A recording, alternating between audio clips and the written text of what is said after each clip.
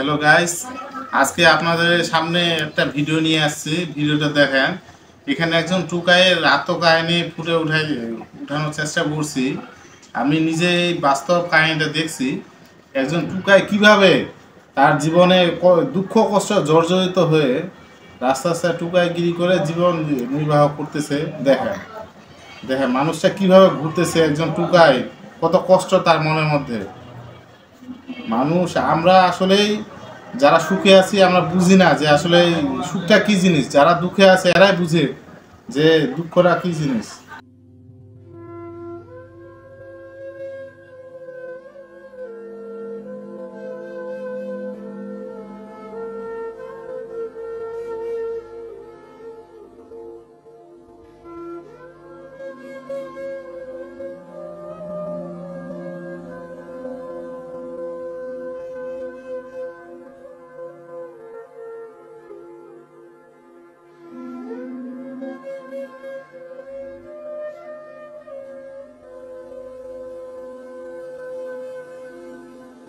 দেখেন একটা মানুষ কত ক্ষুধার্ত হইলে রাস্তায় ডাস্টবিনে পড়ে থাকা জিলাপি খায়ে জীবন নির্বাহ করতেছে।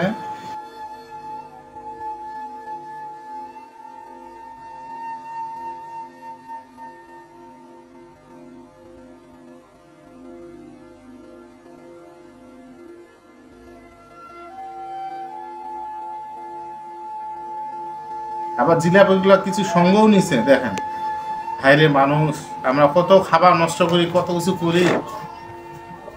মানুষজন কত কষ্টে দুঃখে জীবনটাই শেষ হয়ে গেছে। দেখেন কত কষ্ট করে খাচ্ছে জিনিসটা। হায় হায় মানুষ।